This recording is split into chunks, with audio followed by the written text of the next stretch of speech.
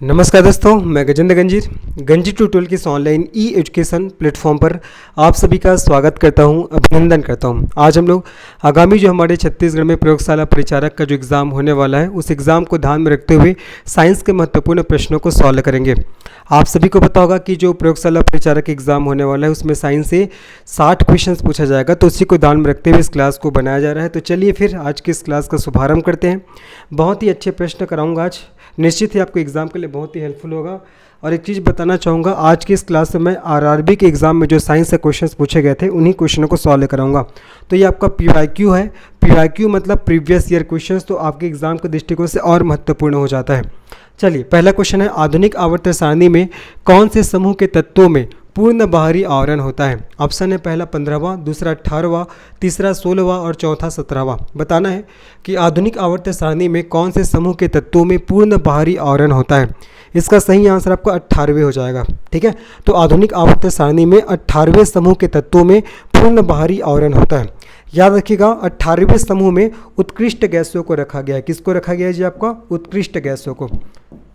याद रखिएगा, आधुनिक आवर्त सारणी में 18वें समूह में उत्कृष्ट गैसों को रखा गया है। ठीक है जी, उत्कृष्ट गैसों को रखा गया है।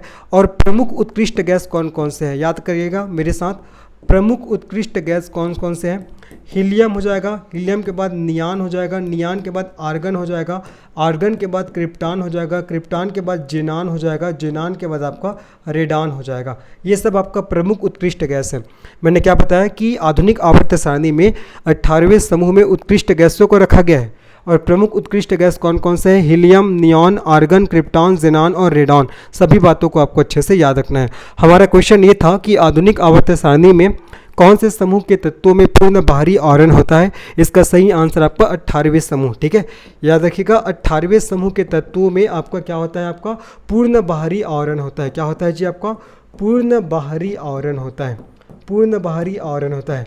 कल के डेट में ऐसा भी क्वेश्चन बन सकता है कि उत्कृष्ट गैसों को कौन से समूह में रखा गया है, तो 18वें समूह में रखा गया है। ठीक है, अगर मैं आधुनिक आवर्त सारणी की बात करूं तो आधुनिक आवर्त सारणी को बढ़ते हुए परमाणु क्रमांक के आधार पर व्यवस्थित किया गया है। ठीक है, आधुनिक आवर्त सारणी को बढ़ते हुए परमाणु क्रमांक के आधार पर व्यवस्थित किया गया है। और आधुनिक आवर्त सारणी को किसके द्वारा दिया गया? तो मेंडलीव, आप लोग ने पढ़ा भी होगा, मेंडलीव का आवर्त सारणी। ठीक है, तो आधुनिक आवर्त सारणी को बढ़ते हुए परमाणु क्रमांक के आधार पर व्यवस्थित किया गया है। इसको भी आपको अच्छे से याद रखना है। अगर मैं बात करूं आधुनिक आवर्त सारणी का, तो समूह 1 के तत्वों को क्या बोलते हैं? क्षारीय धातु बोलते हैं। क्या बोलते हैं जी? क्षारीय धातु। जितना चीज़ बता रहा हूँ आपके एग्जाम को दृष्टिकोण से इंपॉर्टेंट है, कहीं ना कहीं एग्जाम में पूछा गया, इसलिए बता रहा हूँ। क्या क्वेश्चन पूछा गया था? आधुनिक आवर्त सारणी को किसके आधार पर व्यवस्थित किया गया है? परमाणु क्रमांक या परमाणु भार? तो आपको बताना है परमाणु क्रमांक। ऐसा क्वेश्चन बन सकता है कि आधुनिक आवर्त सारणी में समूह 1 के तत्वों को किस नाम से जानते हैं? तो क्षारीय धातु। समूह 2 के तत्वों को आपका क्षारीय मृदा धातु के नाम से जानते हैं। किस नाम से जानते हैं? क्षारीय मृदा धातु के नाम से जानते हैं। वैसे ही याद रखना, पर समूह 17 के तत्वों को किस नाम से जानते हैं? हैलोजन। ठीक है, हैलोजन के नाम से जानते हैं। और समूह 18 के तत्वों को आपका उत्कृष्ट गैस के नाम से जानते हैं। किस नाम से जानते हैं जी? उत्कृष्ट गैस के नाम से जाना जाता है। इन सभी बातों को आपको याद रखना है। ठीक है, समूह 1 को क्षारीय धातु, 2 को क्षारीय मृदा धातु, 17वां को हैलोजन और 18 को उत्कृष्ट गैस। सभी बातों को याद रखना है। इस क्वेश्चन का हमारा सही आंसर क्या हो जाएगा? सेकंड ऑप्शन, 18वें समूह। तो आधुनिक आवर्त सारणी में कौन से समूह के तत्वों में पूर्ण बाहरी आवरण होता है? तो 18वें समूह के तत्वों में। चलो, जितना चीज़ बताया सबको याद करना है।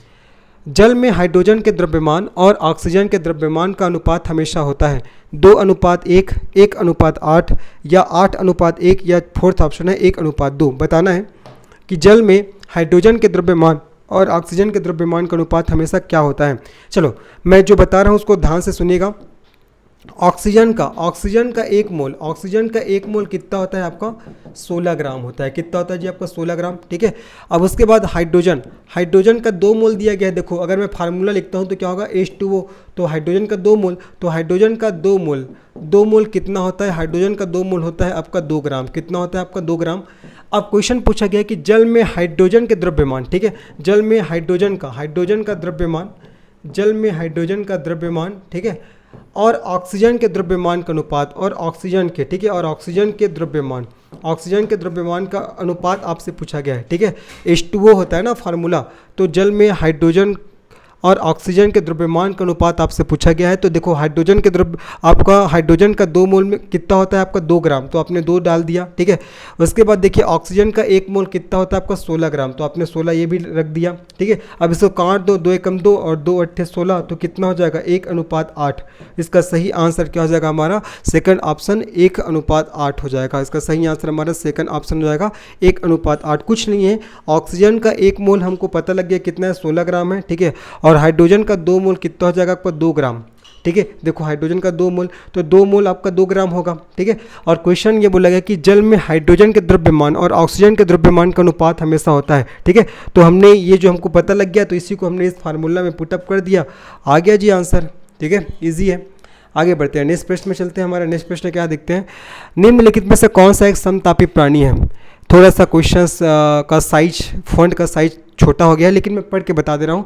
निम्नलिखित में से कौन सा समतापी प्राणी है, कबूतर, मगरमच्छ, मेढक या मछली। बताना है कि कौन सा एक समतापी प्राणी है। इसका सही आंसर आपका कबूतर हो जाएगा, ठीक है। कबूतर है ये आपका एविस वर्ग में आते हैं। कौन से वर्ग में आते हैं जी, आपका एविस वर्ग। कल के डेट में क्वेश्चन पूछ सकता है कि कबूतर कौन से वर्ग में आते हैं, तो कबूतर एविस वर्ग में आते हैं। और कबूतर कैसा प्राणी है, तो कबूतर आपका समतापी प्राणी है। कबूतर कैसा प्राणी है जी, समतापी प्राणी है, ये आपको अच्छे से ध्यान रखना है, ठीक है। अब देखो समतापी प्राणी किसे कहते हैं, तो समतापी प्राणी वे प्राणी होते हैं जो शरीर के निरंतर तापमान को बनाए रखने में सक्षम होते हैं, ठीक है। समतापी प्राणी वे प्राणी होते हैं जो शरीर के निरंतर तापमान को बनाए रखने में सक्षम होते हैं। तो निम्नलिखित में से कौन एक समतापी प्राणी है, इसका सही आंसर कबूतर। और एक कौन से वर्ग में आता है, तो ये आपका एविस वर्ग में आता है, ठीक है। इसका सही आंसर हमारा पहला ऑप्शन हो जाएगा। आगे बढ़ते हैं। धावन सोडा के एक अणु में जल के कितने अणु मौजूद होते हैं। ऑप्शन दिया गया है, पहला है 8, दूसरा 5, तीसरा 7, चौथा 10। बताना है धावन सोडा के एक अणु में जल के कितने अणु मौजूद होते हैं। चलिए, अगर मैं धावन सोडा का रासायनिक सूत्र लिखूंगा तो आप लोग सीधा से इसका आंसर बता सकते हो। देखो धावन सोडा का रासायनिक सूत्र क्या होता है, Na2CO3 × 10H2O। अब क्या पूछा गया, देखो धावन सोडा के एक अणु में जल के कितने अणु मौजूद होते हैं। तो देख लो जी, जल के कितने अणु मौजूद है, जल के कितने अणु मौजूद है 10। इसलिए इसका सही आंसर हो जाएगा आपका 10 हो जाएगा। क्या हो जाएगा 10 हो जाएगा, ठीक है। यहाँ धावन सोडा का रासायनिक सूत्र मैंने लिख दिया Na2CO3 × 10H2O। और क्वेश्चन पूछा गया था कि धावन सोडा के एक अणु में जल के कितने अणु मौजूद होते हैं। इसका सही आंसर आपका 10 हो जाएगा। क्या हो जाएगा 10, ठीक है। जल के अणुओं की संख्या कितना है धावन सोडा में, तो कितना है जी आपका 10 है। ये आपको अच्छे से याद रखना है। जल के अणुओं की संख्या, जल के अणुओं की संख्या कितना है, जल के अणुओं की संख्या है आपका 10। इंपॉर्टेंट है, याद रखिएगा, ठीक है। चलो आगे बढ़ते हैं, नेक्स्ट प्रश्न में चलते हैं। निम्नलिखित में से कौन सी धातु एक धातु ऑक्साइड और हाइड्रोजन बनाने के लिए भाप से अभिक्रिया करती है। ऑप्शन दिया गया है तांबा, चांदी, लेड या एल्यूमिनियम, ठीक है। निम्नलिखित में से कौन सी धातु एक धातु ऑक्साइड और हाइड्रोजन बनाने के लिए भाप से अभिक्रिया करती है। ऑप्शन है तांबा, चांदी, लेड और एल्यूमिनियम। इसका सही आंसर हो जाएगा, इसका सही आंसर एल्यूमिनियम हो जाएगा, ठीक है।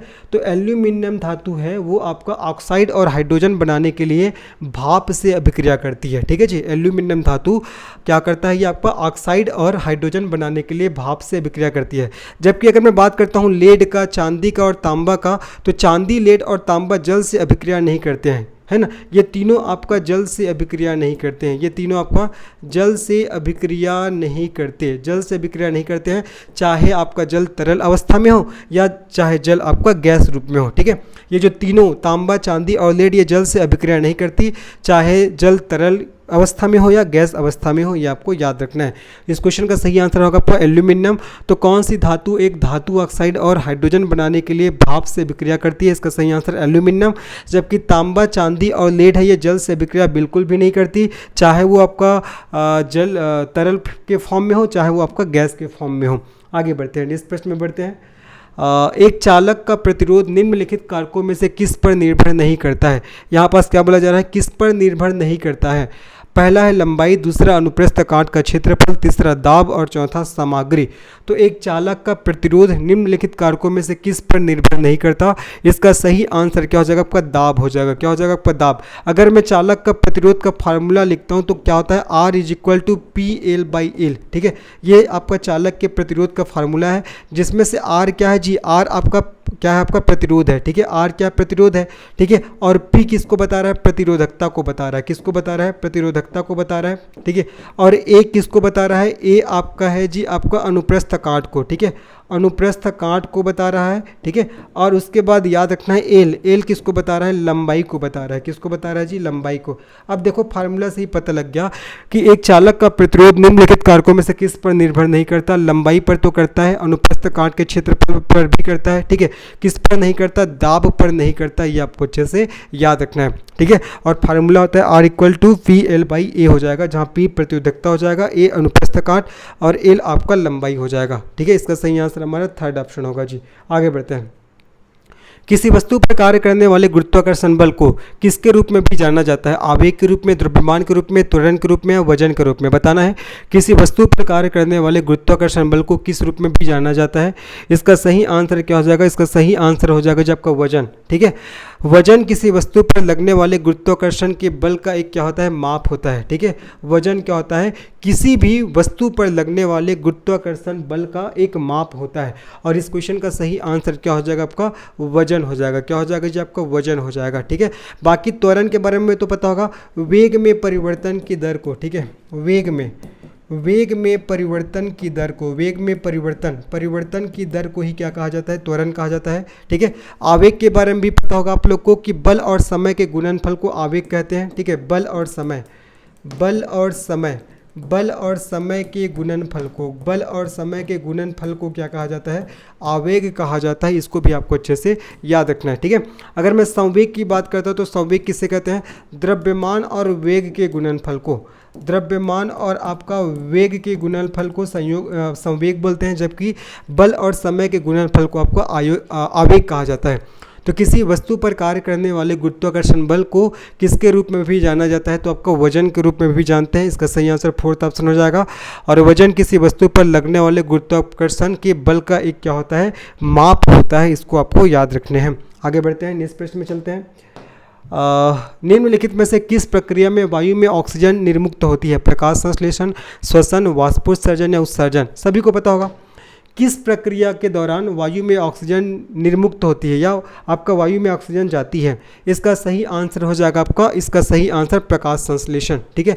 प्रकाश संश्लेषण के बारे में सभी को पता होगा। प्रकाश संश्लेषण की प्रक्रिया के दौरान ही जो आपका समस्त हरे पेड़ पौधे होते हैं जल, कार्बन डाइऑक्साइड और सनलाइट की उपस्थिति में अपने लिए भोजन का निर्माण करते हैं और ऑक्सीजन को मुक्त करते हैं, और उसी ऑक्सीजन को हम लोग श्वसन के रूप में ग्रहण करते हैं, ठीक है।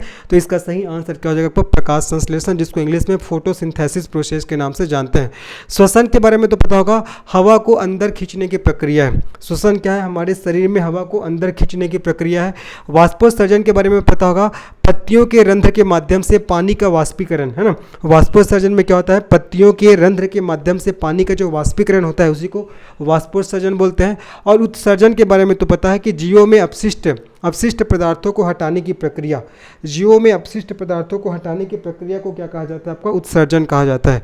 हमसे क्वेश्चन पूछा गया था कि किस प्रक्रिया में वायु में ऑक्सीजन निर्मुक्त होती है। इसका सही आंसर आपका प्रकाश संश्लेषण हो जाएगा। आगे बढ़ते हैं। निम्नलिखित में से किस माध्यम में ध्वनि सबसे तेज यात्रा करती है, गैस, निर्वात, तरल या ठोस। बताना है कौन से माध्यम में ध्वनि सबसे तेज यात्रा करती है। इस क्वेश्चन का सही आंसर हो जाएगा आपका ठोस, ठीक है। ठोस अवस्था पदार्थ के 4 मूलभूत अवस्थाओं में से एक है। कौन कौन सा 4 मूलभूत अवस्था है, सबसे पहले आपका ठोस हो जाएगा, ठोस के बाद आपका द्रव हो जाएगा, द्रव के बाद आपका गैस हो जाएगा, गैस के बाद पदार्थ की एक चौथी अवस्था भी है, प्लाज्मा। तो जो ठोस अवस्था है पदार्थ की 4 अवस्थाओं में से एक है, ये आपको ध्यान रखना है, ठीक है। और ध्वनि की गति ठोस में सबसे अधिक होती है और गैसों में सबसे कम होती है, ठीक है। जो ध्वनि की गति होता है वो ठोस में सबसे अधिक, ठोस में क्या होता है जी आपका सबसे अधिक होता है, ठीक है। और गैसों में क्या होता है, गैसों में सबसे कम होता है। ध्वनि की गति ठोस में सबसे अधिक होती है और गैसों में सबसे कम होता है। तो इसका सही आंसर हमारा फोर्थ ऑप्शन हो जाएगा, आपका ठोस हो जाएगा। चलिए आगे बढ़ते हैं। नेक्स्ट प्रश्न क्या देखिए, भौतिकी में किए गए कार्य को परिभाषित किया जाता है। बताना है भौतिकी में किए गए कार्य को परिभाषित किया जाता है। पहला ऑप्शन है एक बल के रूप में जिसने किसी वस्तु को विस्थापन किए बिना उस पर कार्य किया है। बी है केवल जब कोई वस्तु विस्थापित होती है, और सी है केवल जब बल ने वस्तु पर कार्य किया हो, और डी है उपरोक्त में से कोई नहीं। बताना है कि भौतिकी में किए गए कार्य को परिभाषित किया जाता है एक बल के रूप में जिसने किसी वस्तु को विस्थापन किए बिना उस पर कार्य किया है, दूसरा केवल जब कोई वस्तु विस्थापित होती है, और तीसरा केवल जब बल ने वस्तु पर कार्य किया हो, और चौथा उपरोक्त में से कोई नहीं। इसका सही आंसर हो जाएगा हमारा डी ऑप्शन, उपरोक्त में से कोई नहीं। ठीक है, उपरोक्त में से कोई नहीं इसका सही आंसर हो जाएगा। देखो आपका किया गया जो कार्य तब कहा जाता है जब किसी वस्तु पर लगाया गया बल वस्तु को बल की दिशा में निश्चित दूरी से क्या कर देता है, आपका विस्थापित कर देता है। ठीक है, मैंने क्या बोला जी, आपका किया गया कार्य तब कहा जाता है जब किसी वस्तु पर लगाया गया बल वस्तु को बल की दिशा में एक निश्चित दूरी से क्या कर देता है, आपका विस्थापित कर देता है। तो यहाँ पास क्या बोला गया है कि भौतिकी में किए गए कार्य को परिभाषित कीजिए, है ना।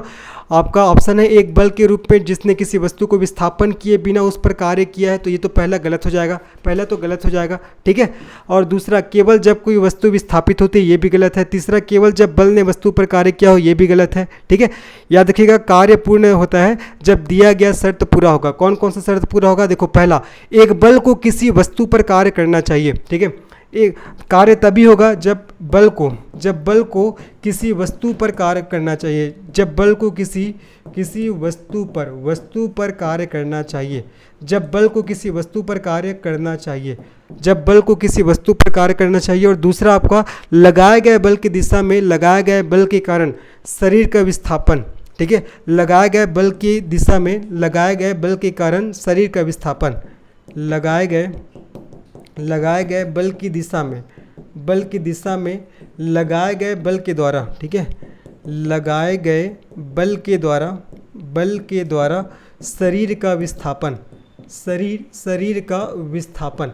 अब देखो यहाँ पास क्या बोला जा रहा है, विस्थापन किए बिना बोला जा रहा है। ठीक है, एक बल के रूप में जिसने किसी वस्तु को विस्थापन किए बिना उस पर कार्य किया है।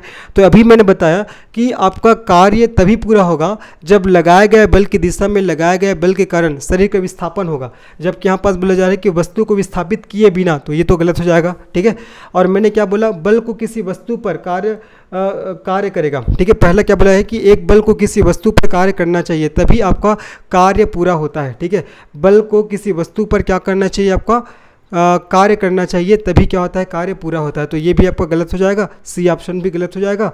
इसका सही आंसर हमारा क्या हो जाएगा, आपका उपरोक्त में से कोई नहीं। ठीक है, इनमें से कोई नहीं, इसका सही आंसर आपका इनमें से कोई नहीं हो जाएगा। क्या हो जाएगा, इनमें से कोई नहीं, सॉरी ये इसको मैं बोल दिया था, ये इसका सही आंसर होगा फोर्थ ऑप्शन, इनमें से कोई नहीं होगा। ठीक है, क्या होगा जिसका सही आंसर आपका इनमें से कोई नहीं। ठीक है, चलो आगे बढ़ते हैं, नेक्स्ट प्रश्न में बढ़ते हैं। थोड़ा सा ट्रिकी क्वेश्चन है ये, है ना, पूछा गया था आपको एग्जाम में।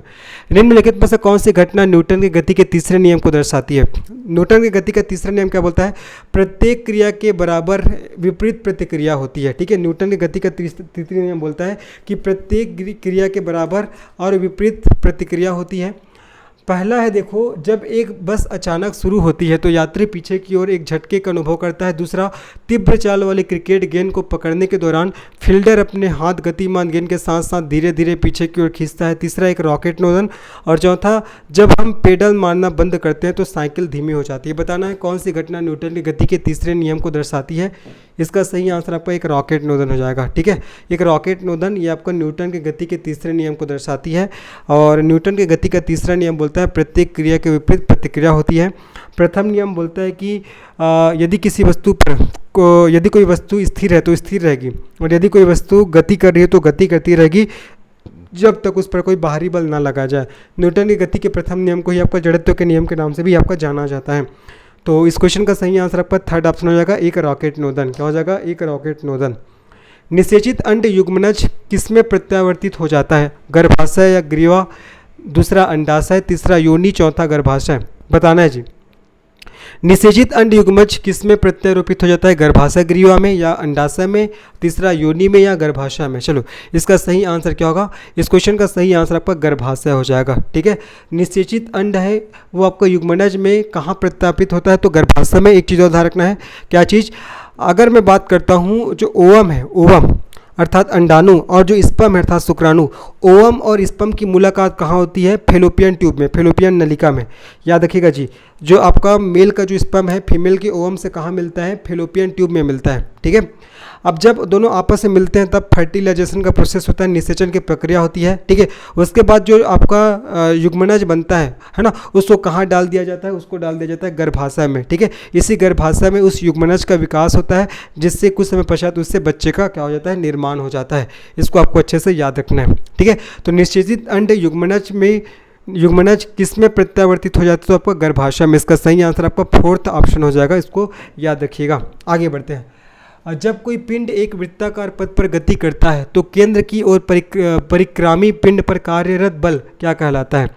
जब कोई पिंड एक वृत्ताकार पथ पर गति करता है तो केंद्र की ओर परिक्रामिक पिंड कार्यबल क्या कहलाता है। इसका सही आंसर हो जाएगा आपका अभिकेंद्री बल। क्या हो जाएगा जी, अभिकेंद्री बल, ठीक है।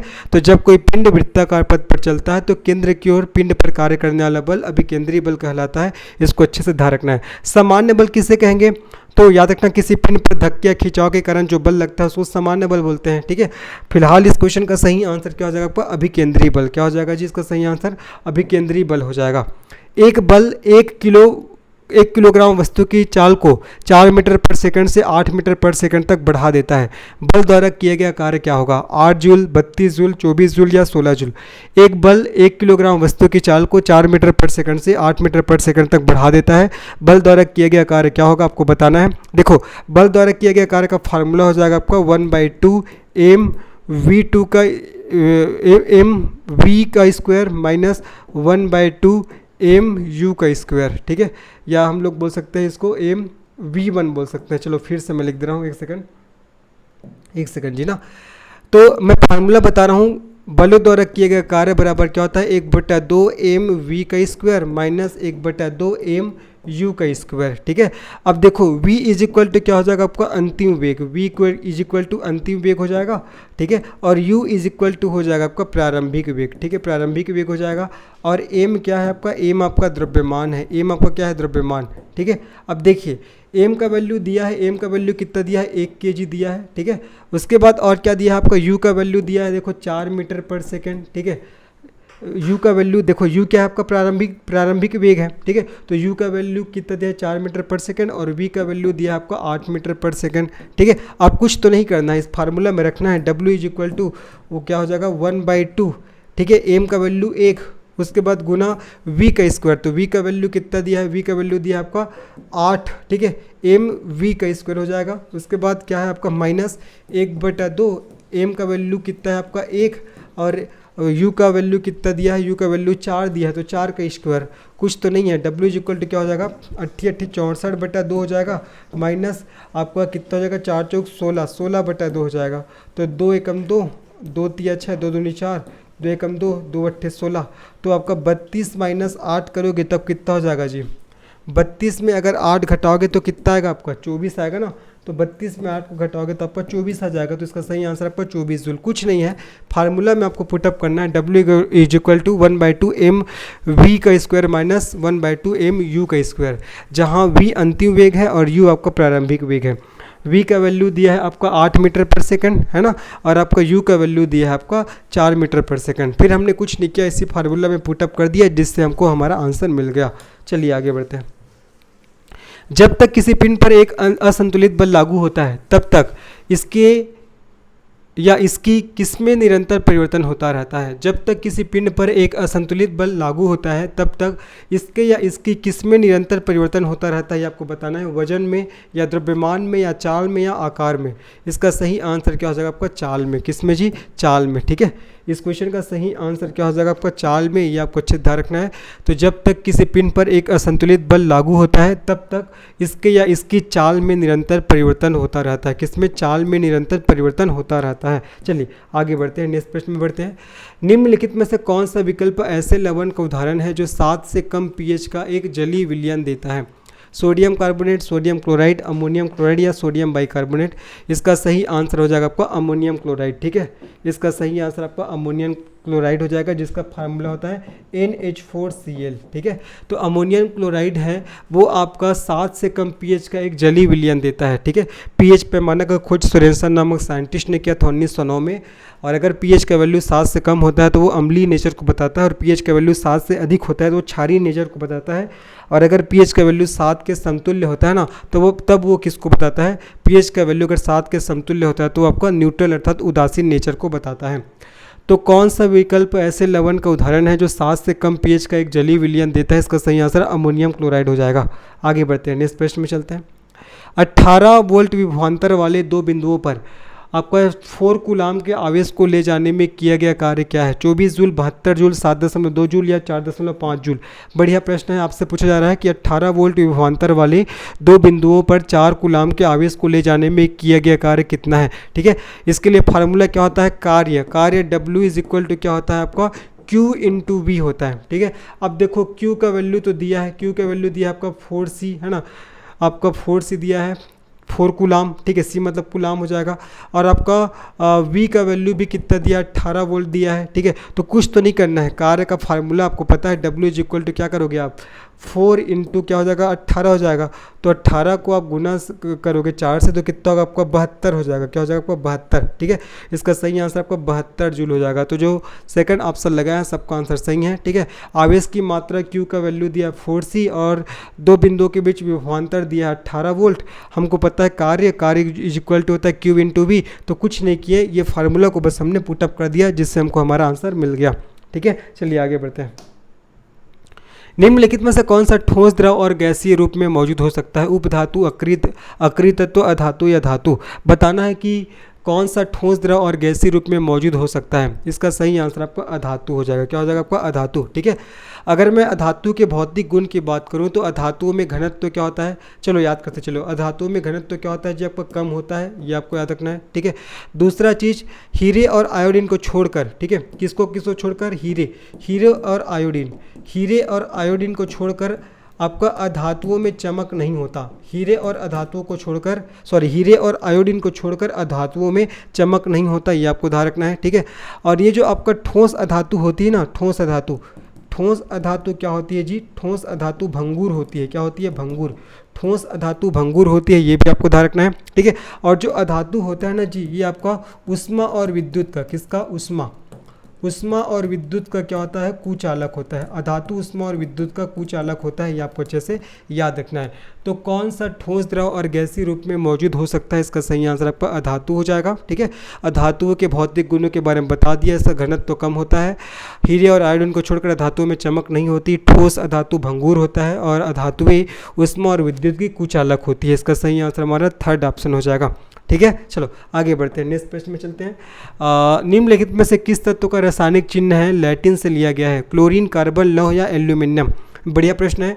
किस तत्व का रासायनिक चिन्ह लैटिन से लिया गया है? इसका सही आंसर हो जाएगा जी आपका लौह हो जाएगा, लौह। ठीक है, इसका रासायनिक चिन्ह क्या होता है, लोहा का Fe होता है, जिसको आयरन के नाम से जानते हैं। ठीक है, और जो लौह के लैटिन नाम फेरस से लिया गया है। ठीक है, जो आपका लौह के लैटिन नाम फेरस से लिया गया, किससे लिया गया, आपका फेरस से लिया गया है, ये आपको ध्यान रखना है। ठीक है, तो किस तत्व का रासायनिक चिन्ह लैटिन से लिया गया है? इसका सही आंसर आपको लौह है, जिसका प्रतीक चिन्ह Fe होता है। ठीक है, इसका सही आंसर हमारा थर्ड ऑप्शन हो जाएगा, आयरन बोलते हैं इसको।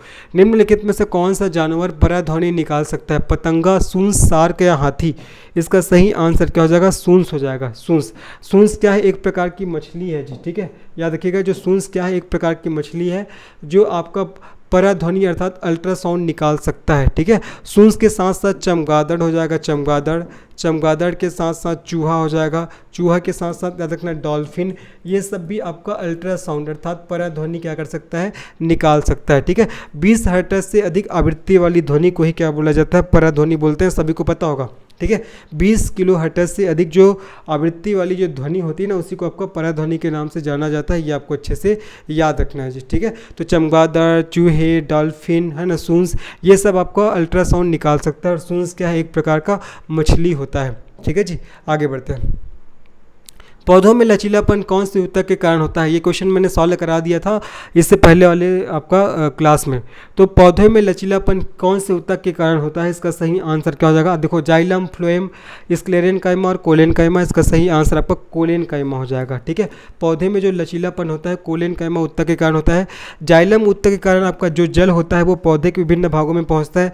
जैसे जाइलम याद रखना है, जैसे जल याद रखना है। फ्लोएम ऊतक के द्वारा जो फूड बनता है पौधे में, फूड या खनिज लवण, वो सब पौधे के विभिन्न भागों में पहुंचाया जाता है। किसके द्वारा? फ्लोएम ऊतक के द्वारा।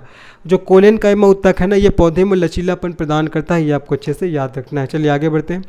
आमतौर पर धन विद्युतीय तत्वों की संयोजकता कितनी होती है? ऑप्शन है पहला 2 1 0, दूसरा 4 3 2, तीसरा 1 2 3 और चौथा 0 1 2। तो आमतौर पर धन विद्युतीय तत्वों की संयोजकता कितनी होती है? इसका सही आंसर हो जाएगा आपका 1 2 और 3। ठीक है, इलेक्ट्रॉन को दान करने की जो प्रवृत्ति वाले परमाणुओं को क्या बोला जाता है? धन विद्युतीय परमाणु कहा जाता है। और आमतौर पर धन विद्युतीय तत्वों की संयोजकता कितनी होती है? तो 1 2 और 3 होती है। ये आपको अच्छे से याद रखना है। देखो, मैं पूरा प्रीवियस ईयर क्वेश्चन करा रहा हूँ, तो ये सभी क्वेश्चन के आंसर को आपको अच्छे से करके जाने हैं जी, बहुत इंपॉर्टेंट है। एक प्रकार का जनन जिसमें एक पौधे के शरीर का एक हिस्सा एक नई वनस्पति को जन्म देता है, उसे क्या कहा जाता है? विखंडन, पुनर्जनन, वानस्पतिक जनन या लैंगिक जनन? इसका सही आंसर क्या होगा? इस क्वेश्चन का सही आंसर हो जाएगा आपको वानस्पतिक जनन। क्या हो जाएगा जी? वानस्पतिक जनन। ठीक है, वानस्पतिक जनन एक प्रकार का अलैंगिक जनन है जिसमें नए पौधे जड़ों, तनों और पत्तियों से क्या होते हैं? आपका उत्पन्न होते हैं। कहाँ से? जड़ों से, तनों से, पत्तियों से क्या होते हैं? आपका उत्पन्न होते हैं।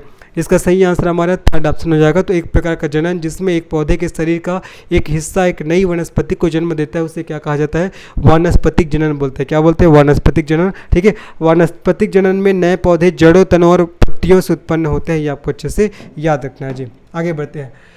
आज का लास्ट प्रश्न है, पश्चिम छोर की ओर से देखने पर पूर्व से पश्चिम की ओर बहने वाली क्षैतिज विद्युत रेखा के ठीक नीचे एक बिंदु पर चुंबकीय क्षेत्र की दिशा क्या होगी? वामावर्त, दक्षिणावर्त, विद्युत के प्रवाह के समानांतर या विद्युत के प्रवाह के लंबवत? इस क्वेश्चन का सही आंसर क्या हो जाएगा? वामावर्त। इसका सही आंसर आपका वामावर्त हो जाएगा।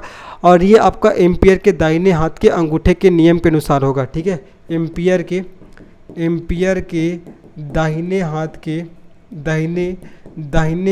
के अंगूठे के नियम के अनुसार, दाहिने हाथ के अंगूठे के नियम के अनुसार हो जाएगा। ठीक है, तो पश्चिम छोर की ओर से देखने पर पूर्व से पश्चिम की ओर बहने वाली क्षैतिज विद्युत रेखा के ठीक नीचे एक बिंदु पर चुंबकीय क्षेत्र की दिशा क्या होगी? तो वामावर्त होगी, जो एम्पियर के दाहिने हाथ के अंगूठे के नियम के अनुसार होगा। तो ये आज का अंतिम प्रश्न था। होपफुली आपको समझ में आया होगा। ये सभी आपके जो क्वेश्चन कराए हैं मैंने आरआरबी के क्वेश्चन है। आरआरबी में साइंस से क्वेश्चन आते हैं, तो उन्हीं क्वेश्चन को मैंने आप लोग को सॉल्व कराया हुआ है। तो इन सभी क्वेश्चन को आपको करके जाना है। तो अगर ये वीडियो पसंद आया तो निश्चित इस वीडियो को लाइक करिए, चैनल को सब्सक्राइब करिए और इसे अपने दोस्तों को शेयर करेगा। मिलते हैं इसके नेक्स्ट पार्ट में, तब तक के लिए धन्यवाद। Bye, take care.